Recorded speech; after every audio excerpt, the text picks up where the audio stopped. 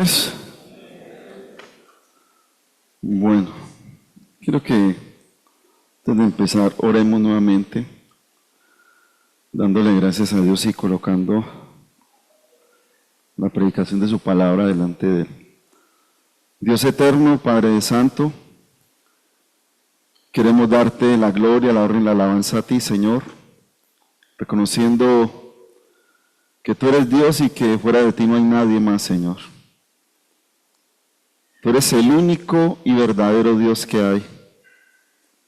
Y queremos agradecerte porque tú, por medio de tu Hijo, nos has dado vida.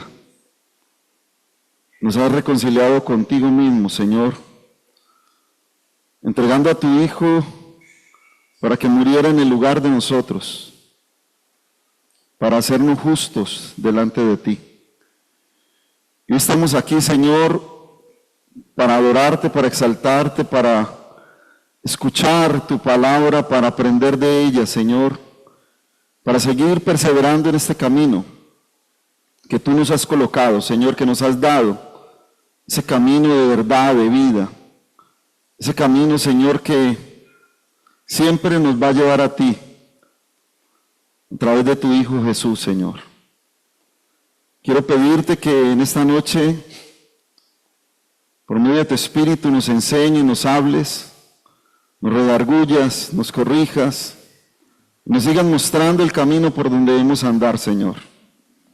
A ti te damos gracias y en tus manos nos abandonamos, en el nombre de Jesús. Amén. Bueno, quiero empezar diciendo algo. La semana pasada estuve en una capacitación en Cali. Me encontré con un viejo conocido, un compañero de trabajo, pero que ya está en otro lugar. Y estuvimos charlando un rato y él es licenciado en filosofía, filósofo, y por ende pues su creencia no es muy apegada a Dios. Y él me decía, yo nunca te dije nada porque pues por el respeto que te tengo, por el aprecio y porque la manera en que usted dice las cosas, pues, no, yo no le refutaba, me decía él, pero me empezó a decirme de que él no buscaba de Dios, porque hoy en día el Evangelio lo había envuelto una mercadería. Y él analizaba todo eso, y claro, un filósofo piensa mucho, razona mucho, eso le busca 5 patas al gato. Y hablamos un rato y pues yo le hablaba también, pero no en discusión. Pero el caso es que de ahí en adelante toda esta semana me puse a pensar, bueno, ¿para qué está la iglesia?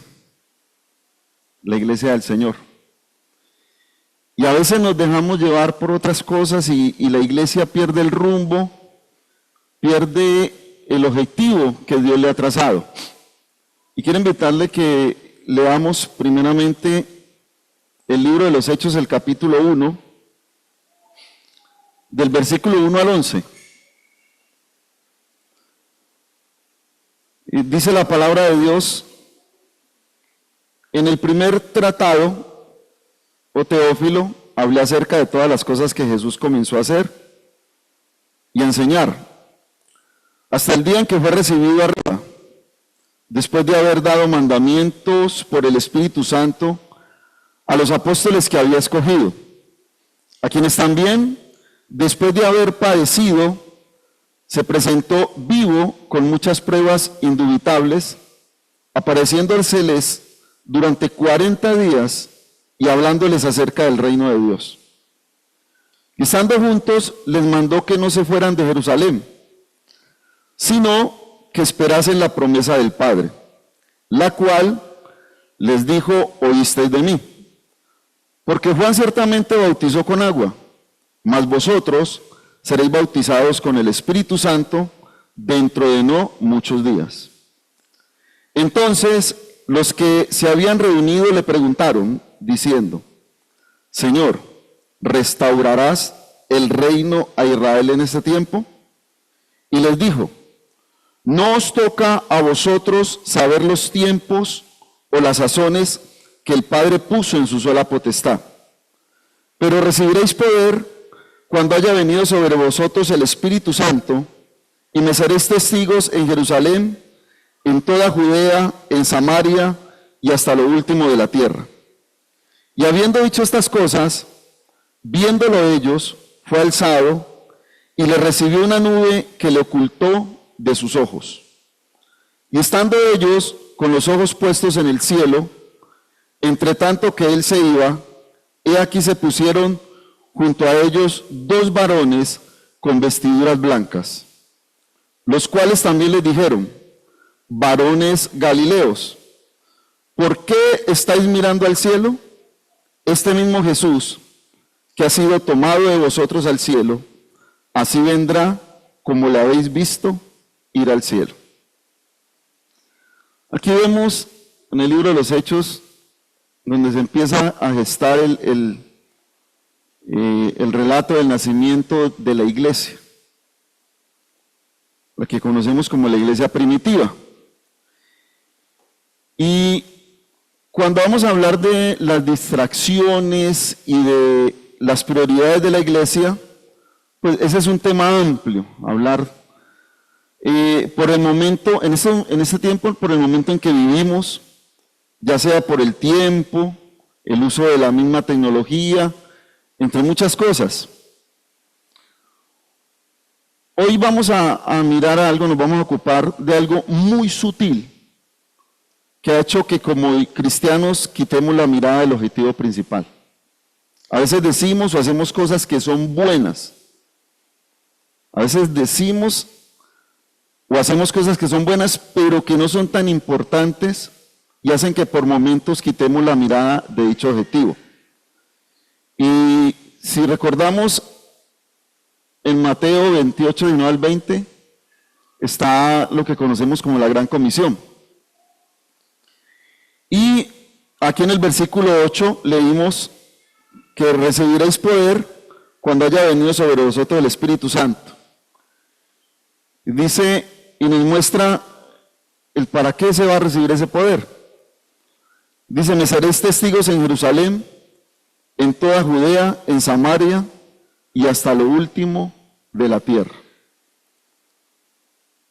En eso nos muestra el por qué Jesús iba a dejar a 12 personas, porque después fueron 12 los apóstoles, después de que Judas murió. Al dejar 12 apóstoles, el interés de Jesús era que aquí en la tierra se empezara a formar un grupo que empezara a ser testigo de Él y a hablar de Él y a predicar de Él para la salvación de la humanidad.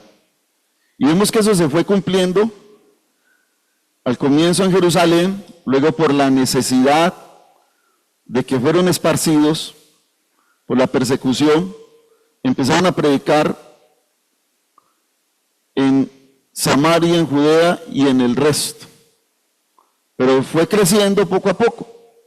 Y la iglesia primitiva estaba enfocada en predicar de Jesucristo, en hablar de Jesús.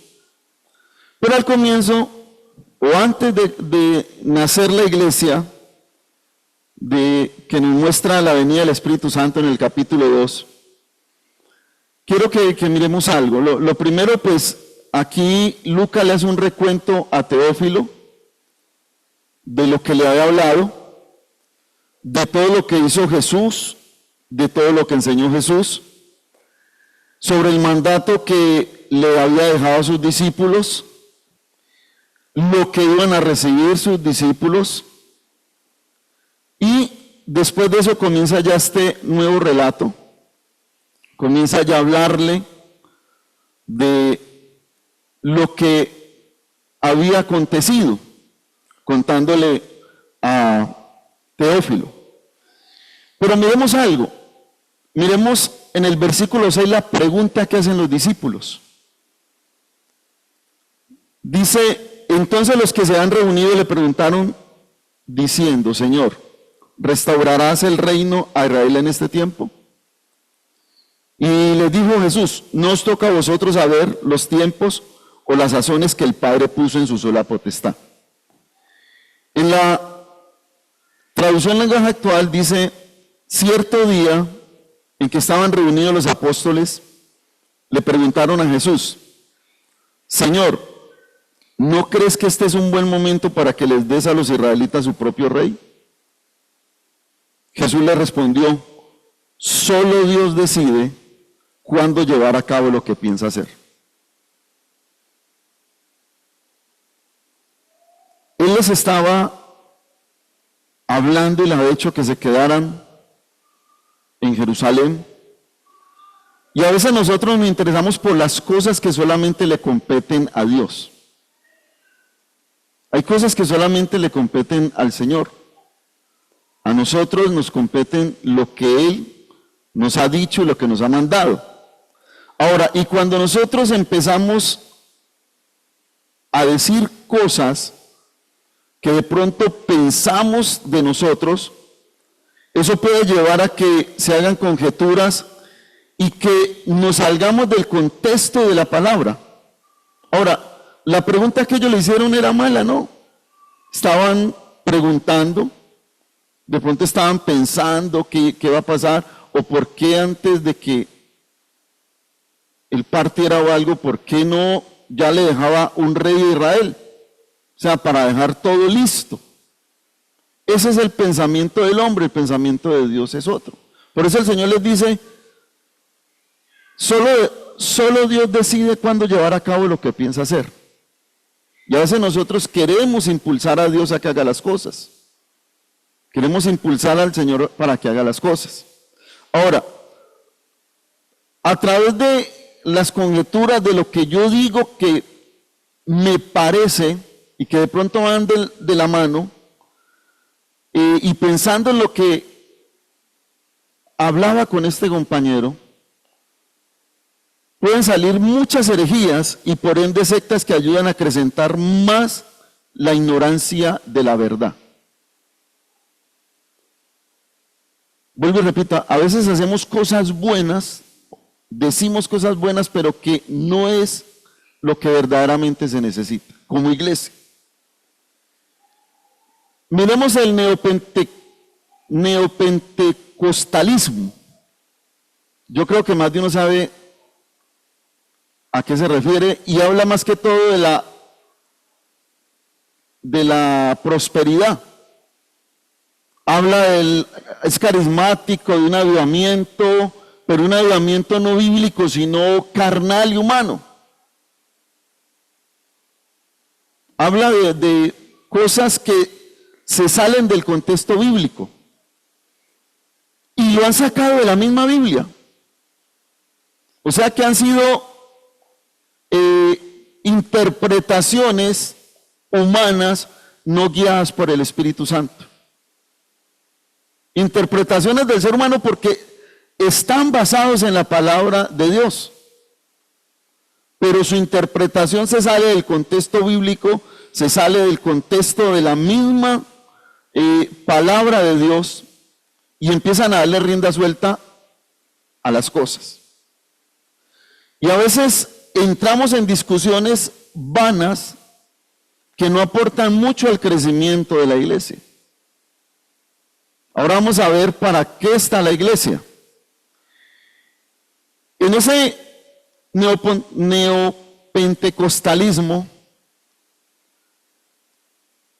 se desvía del objetivo y su mirada es puesta en lo terrenal y no en el fundamento de los verdaderos apóstoles. No en el fundamento de la doctrina de los apóstoles, como dice en el capítulo 2. Y se basa ya en el nuevo apostolado, en la nueva visión profética, en lo nuevo que el hombre se ha ido inventando.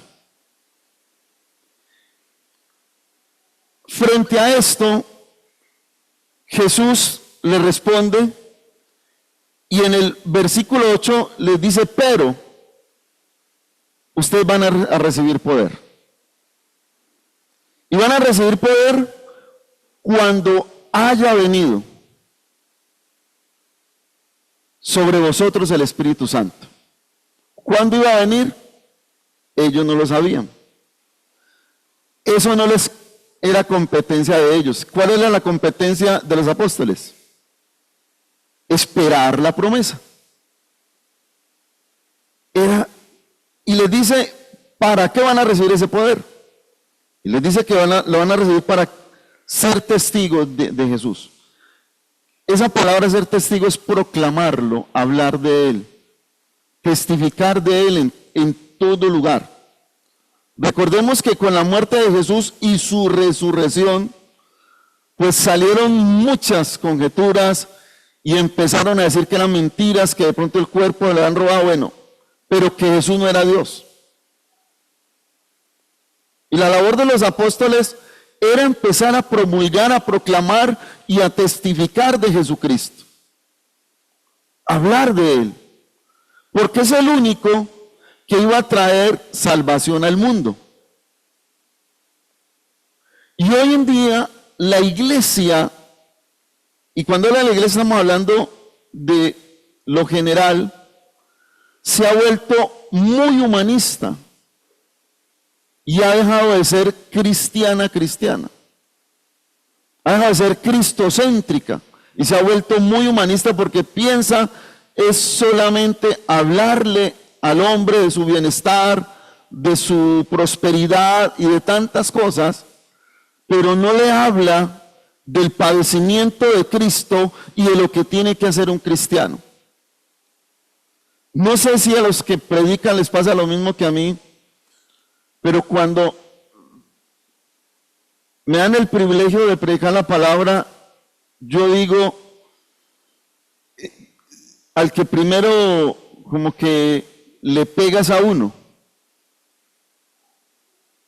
porque hay distracciones que lo apartan a uno. Yo estoy rogándole a Dios que termine rápido ese estudio, que precisamente me lo colocaron los martes, de 6 a 8:30. Y para mí es importante. Y es necesario porque pues, me toca cualificarme y me toca pues, prepararme más para la labor. Pero yo pensaba, las prioridades. Y créame que me he dado mella toda esta semana pensando en todo eso y mirar qué distracciones están quitando lo que verdaderamente es importante. El viernes ahora 8 días me tocó una capacitación en Cali y me tocó llamar al hermano Gerson y decirle que por favor cambiáramos. Y sí, bueno, perdón, para que voy a usar chévere, que el hermano lo cubra a uno y todo, pero a veces como que se siente uno un poco malucongo tener que hacer eso. Porque el Señor le dijo a Moisés que le hablara al faraón, dijera a mi pueblo, ¿para qué?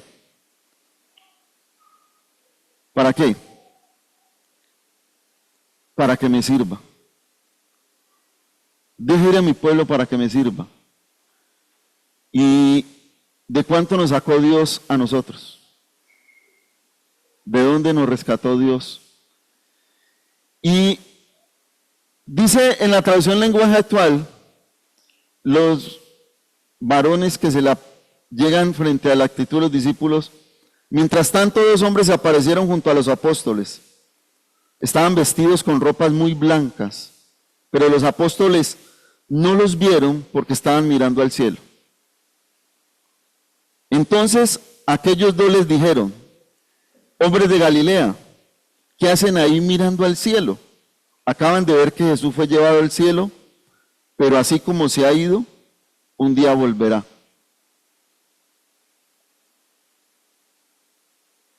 ¿Estaban mirando al cielo? ¿Era malo? No, no era nada malo. Pero vinieron a este varón y le dijeron, ¿qué están mirando ya? Y a veces nosotros nos quedamos en otras cosas y se nos olvida lo importante.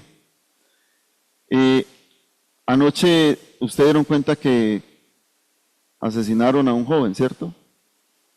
Era el hijo de un compañero de trabajo,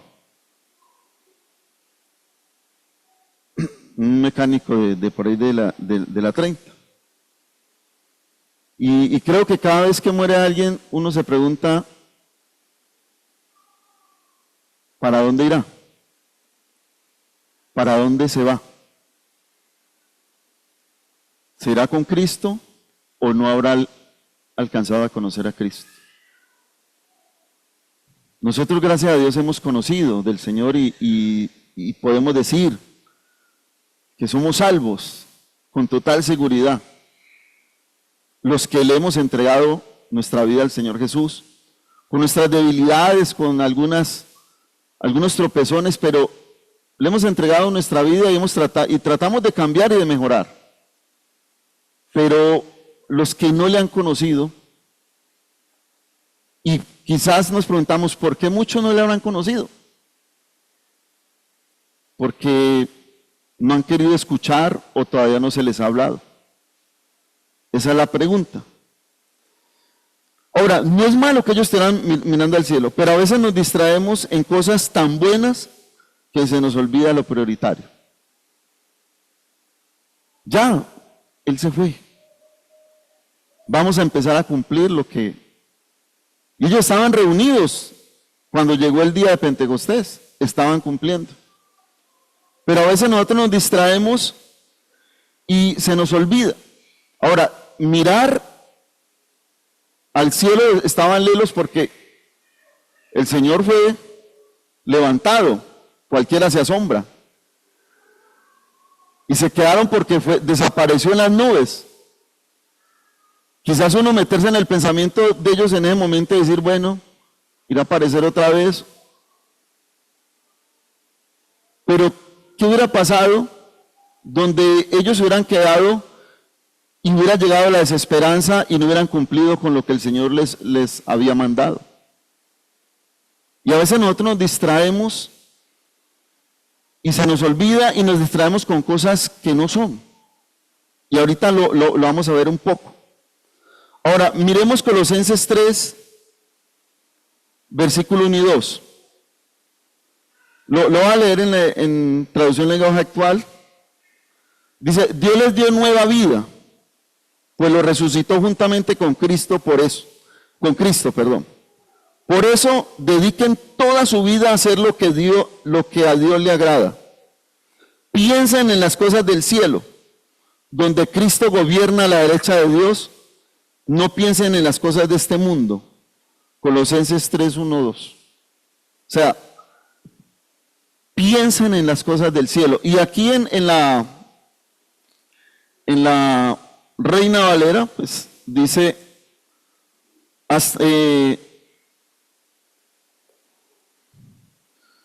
si pues habéis resucitado con Cristo, buscad las cosas de arriba, donde está Cristo sentado a la derecha de Dios.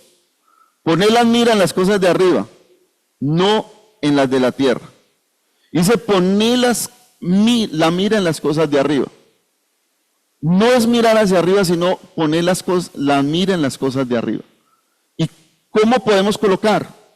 Por medio de su palabra. Ahí conocemos toda la voluntad de Dios para nuestras vidas. Ahora, ¿qué debe hacer la iglesia? Y a lo que quiero ir un poco, y quiero que me acompañen a Hechos capítulo 2, versículo 42. Hechos 2, capítulo 42. Versículo 42, perdón.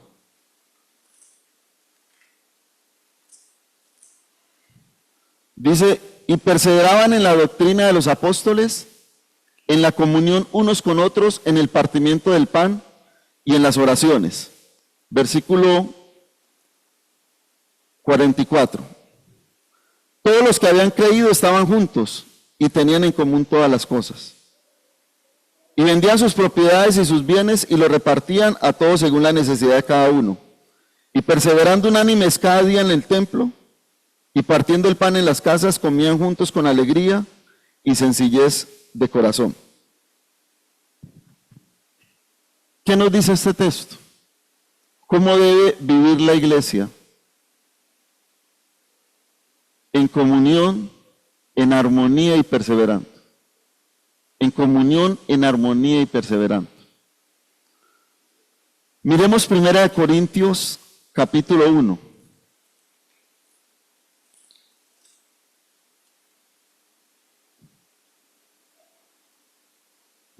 Perdón, 1 Corintios capítulo 3, perdón. Mire lo que dice aquí, porque aún sois carnales, pues habiendo entre vosotros celos, contiendas y disensiones, ¿no sois carnales y andáis como hombres?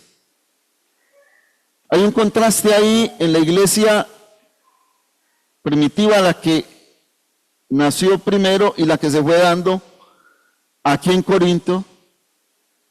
Perseveraban unánimes, compartían todo, y aquí en Corinto la iglesia ya estaba llena de celos, de contiendas y disensiones. Y yo me hacía una pregunta, si eso se da en el cuerpo de Cristo, ¿será de buen testimonio para el mundo? ¿Se estará testificando de Cristo? ¿Se estará hablando de Cristo? ¿Cómo se tiene que hacer? Si se da lo que se daba en la iglesia de Corinto. Entonces, ¿qué es lo que tiene que hacer la iglesia? Vivir en armonía. Pero hay otra, y quiero que vaya conmigo a 1 Timoteo, en el capítulo 4.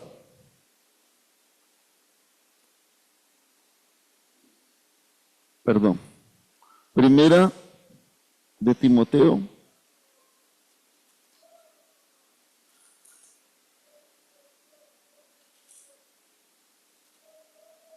¿Dónde está?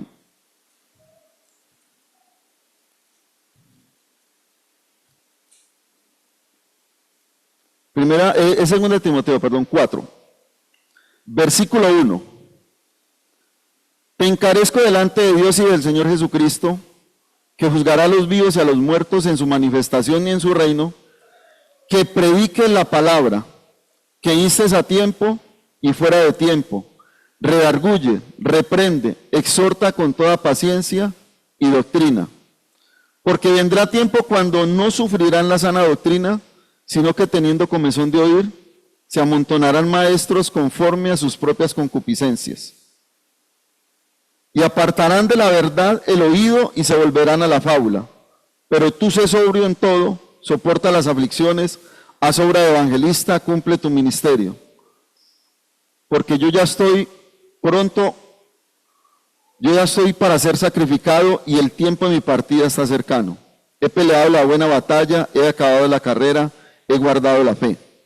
Por lo demás, me está guardada la corona de justicia, la cual me dará el Señor, juez justo, en aquel día, y no solo a mí, sino también a todos los que aman su venida. Qué bueno lo que yo pensaba en esto, mis hermanos. Qué bueno lo que Dios colocó en el corazón de nuestros ancianos. Y la enseñanza de los domingos a las 8:30 y ahora los varones los lunes cada 15 días a las 7 de la noche. Porque necesitamos ser enseñados en la sana doctrina cada día. Porque da tristeza. Yo hablaba con el hermano Tito esta semana que me llevó a caminar.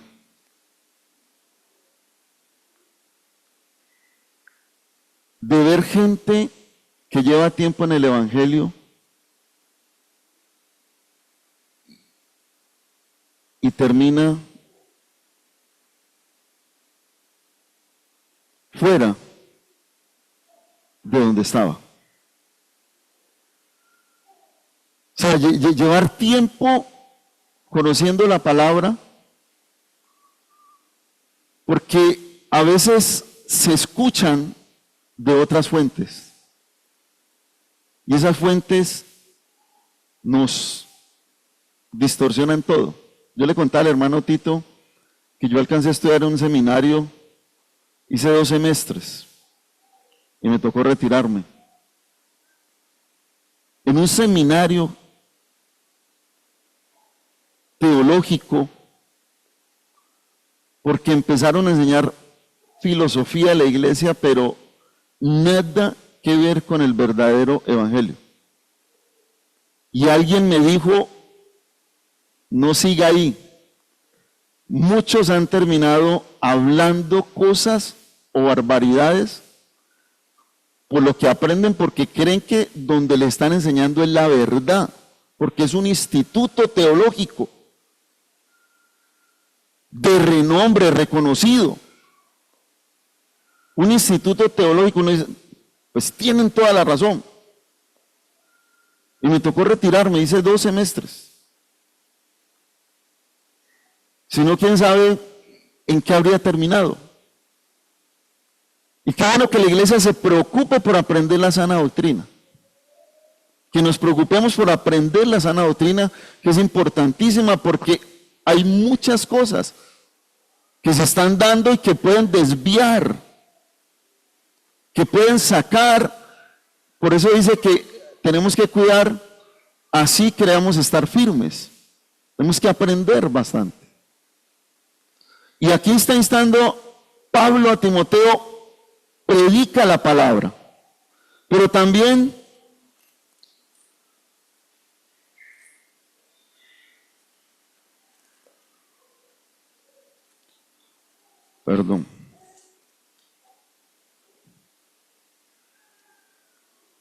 en el versículo 15, versículo 14 del capítulo 2 de 2 Timoteo,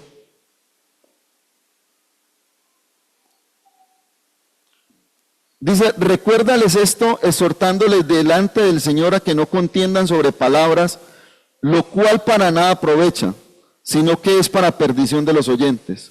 Procura con diligencia presentarte a Dios aprobado como obrero que no tiene de qué avergonzarse, que usa bien la palabra de verdad.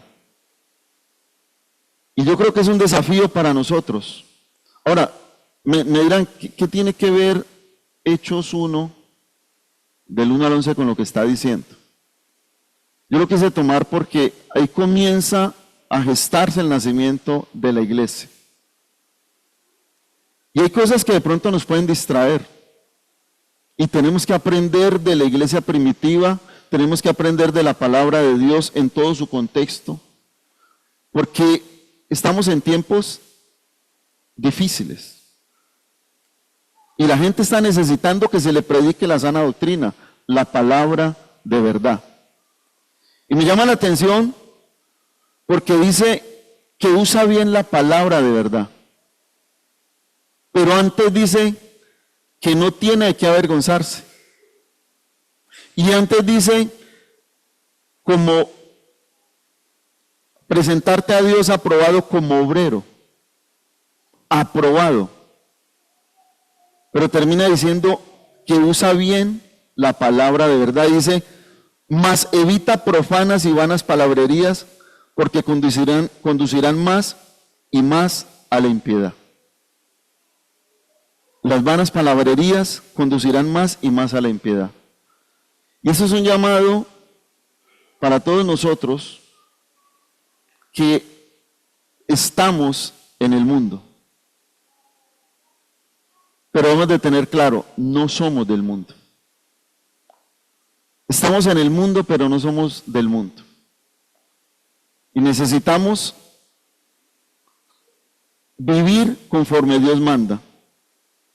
Ya lo leímos. Dios les dio nueva vida, pues lo resucitó juntamente con Cristo, por eso dediquen toda su vida a hacer lo que a Dios le agrada. Y créanme, predicar aquí o predicar la palabra no es fácil, porque el primer confrontado tiene que ser uno. Y toda esta semana le he echado cabeza a la conversación que tuve y preguntándome para qué está la iglesia. y para qué somos iglesia nosotros. Por el tiempo, vamos a orar. Padre Santo, te damos gracias. Alabo tu nombre, Señor, y te doy la gloria, la honra a ti, Dios mío, porque reconozco que has sido bueno con cada uno de nosotros.